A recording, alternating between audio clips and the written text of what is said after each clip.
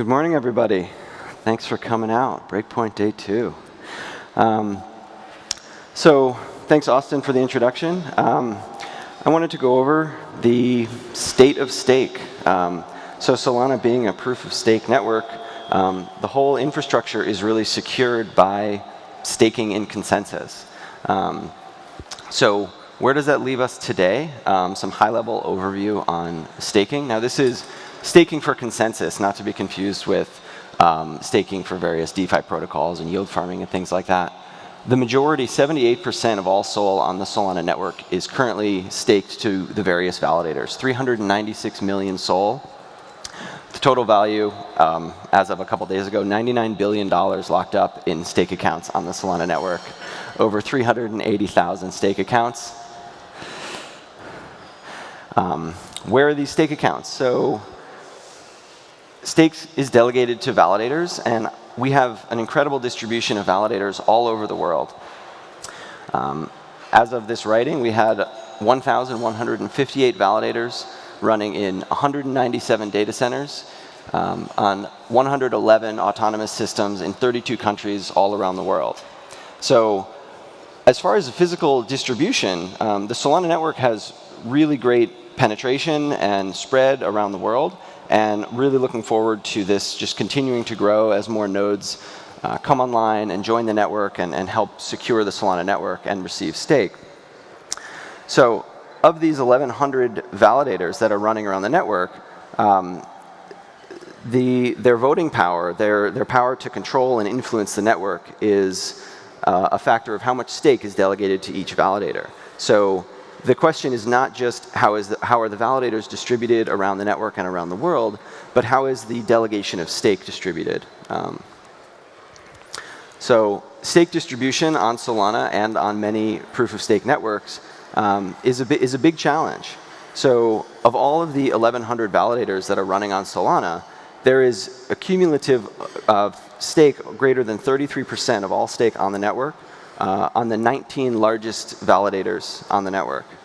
So that means that the remaining 1,140 validators have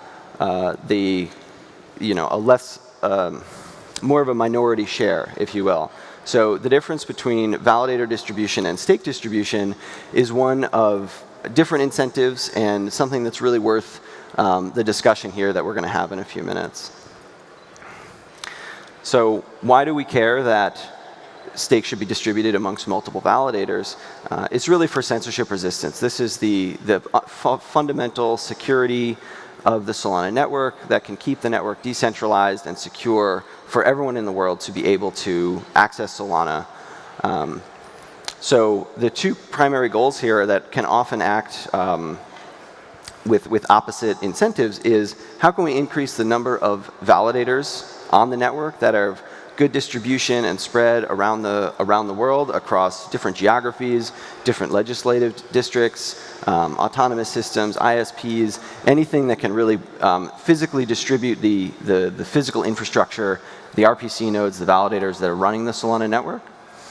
And how can we increase the distribution of stake across all of these validators so that there is a more balanced or equitable power in voting and block production. So there's two different sets of incentives that drive both of these factors. What the validators can choose to run a node anywhere they want. People have different incentives for choosing to join the Solana network to run a validator. Stake delegations are at the discretion of the token holders, the people who have purchased SOL or received SOL over time and choose to delegate this to validators. There's different incentives for each of these different population groups, and the alignment of these two different groups of incentives, how can we align the incentives to create the most decentralized and secure Solana network possible? Enter stake pools.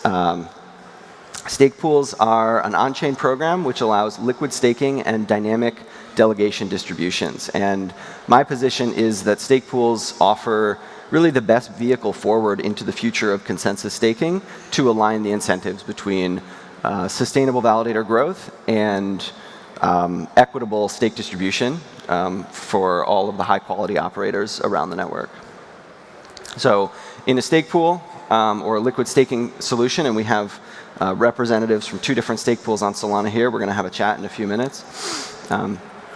Anyone who holds Sol as a depositor can simply deposit their tokens into a stake pool or into one of these liquid staking solutions and receive a derivative token representing their stake position.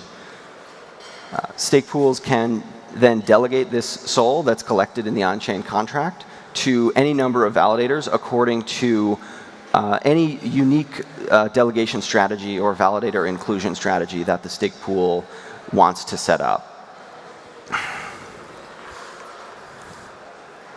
Why is this a good thing? Why do we care? So for validators, if a validator knows that they are going to be included or are potentially eligible to be included in a stake pool, this gives them some degree of confidence or probability that they will be able to receive a certain amount of delegations. A lot of smaller validators want to join the Solana network and want to know that they'll be able to receive delegations from third parties, as this is one-to-one tied with the validator's revenue stream. They get voting rewards based on how much stake is delegated to their node.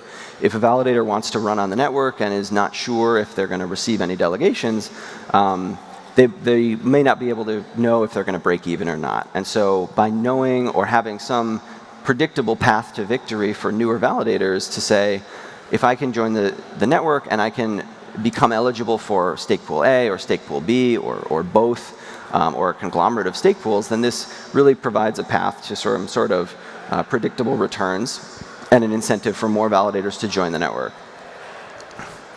For token holders, why would someone want to participate and deposit their Sol into a stake pool? In addition to receiving staking yields, a lot of stake pools have integrations into DeFi or other apps and dApps that are launched on Solana. So this unlocks additional use cases for the derivative token that represents someone's position in a stake pool.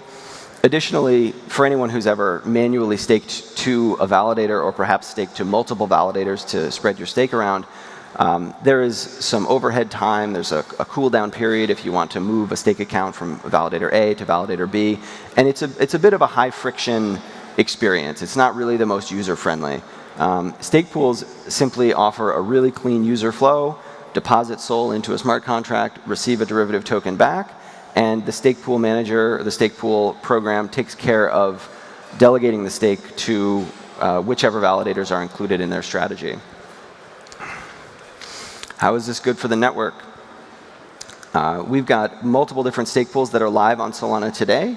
I've got 2 of them here, or reps for 2 of them, and they have different staking strategies. I think a lot of different pools can unlock or kind of reveal community values or what people care about on the network as far as the returns, as far as where the stake is distributed. And I think a lot of this overlap and the divergence between the delegation strategies can really provide for a diverse and competitive and meritocratic landscape for validator growth, which overall will be better for the diversity and the stability of the Solana network. So to summarize, what's a stake pool going to do for us? It's going to help us spread more stake to more validators while returning the same yields, if not potentially higher, through DeFi integrations to our users. This in turn means a more censorship resistant and decentralized Solana network, which is a better and more secure Solana future for all of us. Active today, there are four stake pools that are community run, and the Solana Foundation is also in the process of bootstrapping a significantly sized stake pool as well. Marinade, Marinade.finance and Lido are here with us today, both running community pools, and Socin and JPool are also live today and are working, I believe, on various DeFi integrations. So with that, I'm going to switch the conversation over, and the 3 of us are going to have a chat. I have with me Brian Crane from Chorus One, who is representing the Lido stake pool, and Michael Repetny from Marinade.finance. So thanks, guys, for joining me. Yeah, thanks for having us.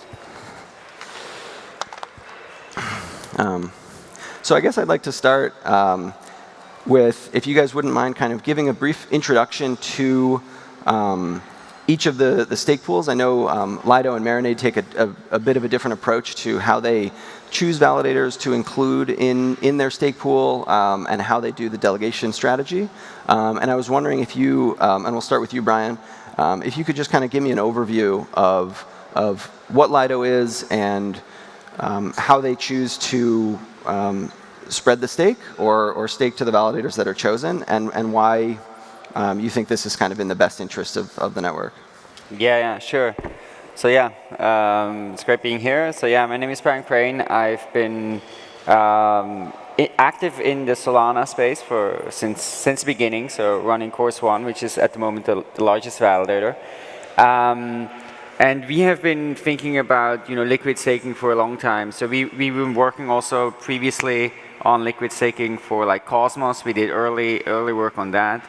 And I think in the beginning, like a big idea around liquid staking and the role of liquid staking was also around preventing stake to accumulate with exchanges, right? So that, and now with Lido, right? So Lido started on Ethereum, and it's at the moment the biggest liquid staking solution on Ethereum. And the way Lido works right now on Solana as well is that there's basically a selection process for validators, and the selection process included a bunch of the kind of highest quality validators on Solana, and those were ones that have substantial stake. And also ones that did not, right? So there were also ones that were not at all Solana validators, but they had like very good knowledge and hardware, and so I think on Lido side there was a lot, there's definitely like in this initial phase, right? This emphasis on high quality and vetting, and then yeah, they were like added to that. And they get delegations from the the Lido smart contract, and yeah, and at the moment there's like 15 validators with a uniform distribution among them, and yeah, also with the plan of like increasing that in the future. I think in the end, right, the Lido mission is to make staking simple, so that the user experience is like easy and smooth and decentralized. And so I think, yeah, that's basically the thing that Lido's been working on in Ethereum. I think has had a very big impact in decentralizing staking on Ethereum and making kind of this decentralized approach to staking with many validators kind of the preferred option over staking through exchanges. And yeah, and then now we're basically working on the same thing for Solana. Awesome, thank you. Michael, would you care to introduce Marinade? I know I'll just say, I know Marinade was the first community staking pool launched on Solana, and is also a Solana native stake pool as well. So, if you right, yeah. So, like back in February, where Marinade started, we were actually thinking about like 3 main objectives. I would say that would be to take Solana as it was and bring the best user experience to Solana, make it capital efficient and composable, and 3, to make it like more secure and decentralized. So that's how it all started actually back then. And back then it was only 11 validator nodes were having this 33% of total sol staked.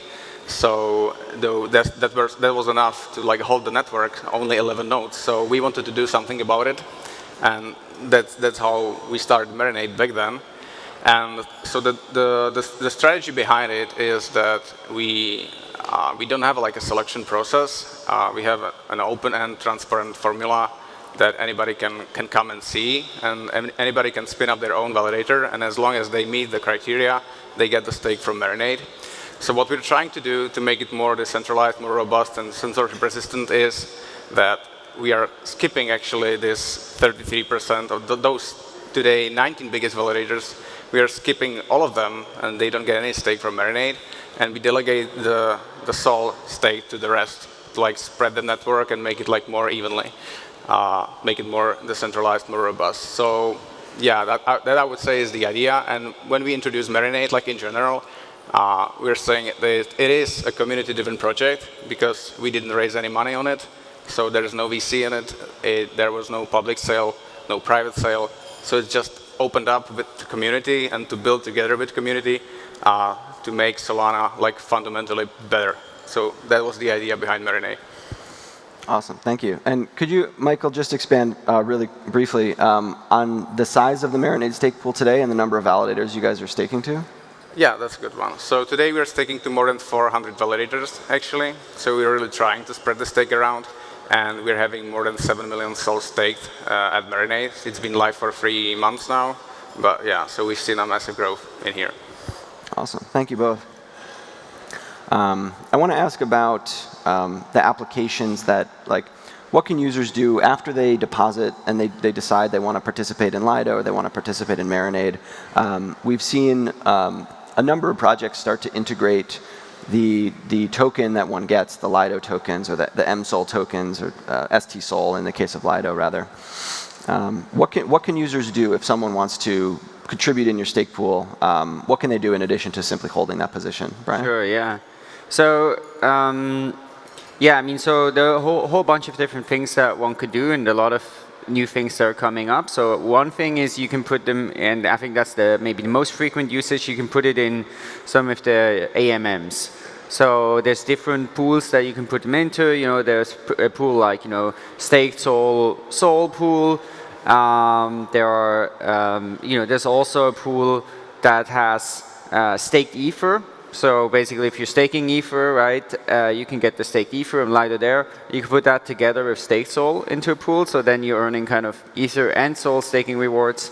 So I think those are, like, the AMMs is a big thing. Of course, besides, you know, and this, you know, it's the same for Marinade, right? But like basically, you're earning the trading fees, right? You're earning the Sol staking rewards. You often also earn some like native token of that basically decentralized exchange, as well as Lido, right? So the LDO governance token for the system. So you earn that as well. So those are the, I would say, currently the most used ones. We are also building Anchor integration. So for some, so Anchor is basically kind of a lending protocol, a deposit lending protocol on Terra. So you'll be able to put your staked Sol in there and then borrow basically UST, so US dollar stable coin against that. So yeah, that's another. And then yeah, I think definitely lending is in the medium term going to be like very cool and very important. Yeah. Cool. And how do you view the community of people who deposit? Right, you said someone can deposit and they get these Lido tokens. What can one do with the Lido token? And really, like, at what level of decision making or selection criteria do you feel that, you know, there is or should be or will be kind of community engagement or of the Lido token holders? Yeah. So I mean, Lido is a DAO, right? And there's governance, which is on Ethereum, right? So it's kind of like a DAO that's encompassing multiple different staking protocols on multiple chains, you know, including Lido Solana. And you can participate in the governance votes there. You know, there are like lots of different governance votes on, you know, for example, like how LDO rewards are deployed, different things that are funded, community efforts that are being funded, expansion to new chains. So yeah, like lots of different ways that one can basically participate and contribute to that. Great, cool. Michael, a question for you. Given that Marinade is staking to so many different validators, there's been an argument made that a stake, you know, advocating for a stake pool to distribute to hundreds of validators or every validator on the network or be available to every validator on the network really commoditizes the value that a validator brings to the network. Whereas we know there are some validators and some operators that really have done a lot more to contribute to the community than others who might simply just be running their node and in silence. And I'm kind of wondering, like, how you view that argument of commoditization, if you will, you know, in the light of something that could spread stake to so many different nodes. Yeah. So like I would say there are two answers to that. One is what Marinade does for the validators is that it abstracts all the marketing activities and the community engagement. Like Marinade gets them the Sol staked, so they can really focus on what matters for them is to keep the validator node going and going in the right way. So they can just focus on like operating the node, and that's it. And then they get staked from Marinade. So that's one part that we are like abstracting from them. And then to the communitized, I would say that Marinade, the way it is built, like without again like any VC behind it, what we plan to do is to make it like open kitchen for everybody to come and build with Marinade. So the validators should care about like being in the DAO, and we like value them to be a part of this discussion in Marinade, so that we like all can together say how it's going to be, how the sale is going to be staked. You know, they could alter the delegation strategy. So I don't really think that it's going to be this way. It might be that we get all of them and trying to these activities they're doing just by themselves at the moment as like a solo validators. We are trying to get them around one table and to solve this problem collectively with all the brains, but put them in one place. Great. As we're seeing stake pools continue to grow, I'm wondering what your thoughts, and I'll ask this to both of you, what your thoughts are on the different staking criteria. Different stake pools, say Lido, Marinade, and others, might ultimately end up with overlapping stake criteria, overlapping delegation distributions in some aspects, and perhaps divergent distributions in other aspects. Do you feel that if there becomes this sort of mass of stake or mass of tokens that are spread out amongst different stake pools but are 90–95% staked in a similar way with similar weightings, is this a good thing for the network, or is this a challenge for the network? Is this a convergence of values, or is this some sort of centralization maneuvering? I'm curious. Yeah, I mean, I think both Marinade and Lido already stake with actually. I mean, if you look at normal Solana delegators, right? Who here stakes? Probably most of them stake with one validator or two or three or something like that. So if they're staking with either solution, right, they are already spreading their stake a lot more, right, than normal. And I don't think it is an issue if there's overlap between validator sets, right? Because in the end, I mean, it's such a big distribution. Yeah, I don't think that matters too much. I think it is great, definitely, if there's a diversity of different stake pools, stake approaches. Of course, there's a challenge there, which is that liquidity matters a lot of these tokens. So it's hard to have 100 stake pools to have any traction, right? I think in the end, it is probably going to be a pretty small number. And so I think it's important that the stake pools that exist are also very inclusive and have wide, yeah. Okay. Are there plans in the Lido pool to expand the validator set to be more inclusive? Yeah, definitely. Yeah, no, definitely there's plans to increase the validator set for sure. Yeah. Okay, great. Yeah, I would say that it's actually funny because now these days we are not even going head to head with Lido, since the delegation strategy is quite the opposite for all those projects. But I like it, that really the strategies for us is to spread the stake. The strategies for somebody else might be to go with the top validator nodes out there probably. So I like the diversity as has been said in here, and I think it's a good way even for the ecosystem. But in the long run, we believe that the power law is going to kick in, and there are not going to be probably multiple stake pools out there. It's going to be probably that one dominant player will be having the place for themselves. Awesome, thank you. So, in say the optimistic scenario, and the majority of stake is staked through stake pools, whether it's Lido, Marinade, or some conglomerate. There's been some discussion that this really takes the onus away from the delegator. The actual token holder delegates to a validator, and that validator, that validator sort of receives the trust of getting that delegation from that individual person. And so in this sort of more direct staking maneuver, right, in the pre-stake pool days, it was really up to the individual delegators to stake in a way that was good for the network. And as we've seen, most individual token holders or investors, there's not really a great way for them to know or differentiate between one validator or another or 100 validators. How do they pick? How do they choose? What does it really matter? But even in that environment, the onus was still on the token holders who to ultimately secure the Solana network. And in this scenario, it really shifts the responsibility to the operator of the stake pool who's making the delegation decision. So the distribution of stake is really one step further removed from the token holders who are really bought in and invested in the network. And I'm wondering, is this a good thing? Is this a bad thing? Is it neutral? Michael, I'd like to start with you. Yeah, sure. So, like a quick note on that, like why we started back in then with 11 validator nodes. So I don't think that it was that the people would like to pick a validator and meeting some criteria. It was because they were just presented with the top 10 validators and they just take their soul on one validator, and it was like a set and forget setup for them. And so, like that was before it was Marinade or Lido.